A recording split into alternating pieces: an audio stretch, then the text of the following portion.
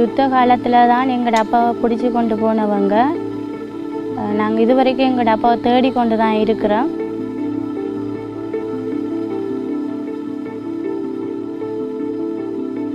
புஷ்பராசா ஹேமமாலினி.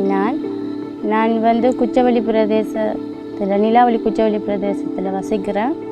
நான் 90ஆம் ஆண்டு இந்தியாவுக்கு போனேன். எங்களோட அம்மாக்களோட போனது.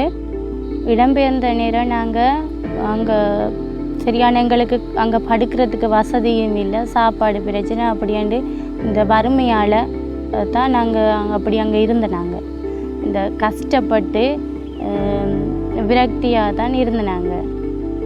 போயிட்டு நான் திரும்ப 2015 தான் இங்கே வந்தது. வந்தோடனே நான் திருமணம் செய்துட்டேன். எனக்கு 2 பிள்ளைகள் இருக்கிறாங்க. நான் ஒரு விவசாயி. இவர் விவசாயம் செய்து கொண்டிருக்கார். அவருக்கு உதவியாக நாங்கள் பைத்தன் அப்படி சோளன் அதில் வெங்காயம் அதில் செய்து கொண்டிருக்கிறோம். நான் அவருக்கு உதவியாகவும் இருக்கிறேன்.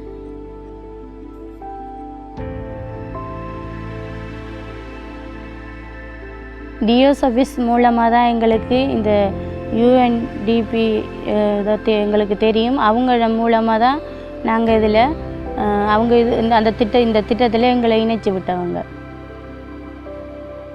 என்னை போல் இருக்கிற பெண்களுக்கு நான் சொல்லிக்கொள்கிறேன் என்னென்னு சொன்னால், உங்களோட தகுதியை நீங்களே மட்டுப்படுத்தி கொள்ள வேணாம். விவசாயம் ஆண்களுக்கு மட்டுமல்ல, பெண்களுக்கும் தான்.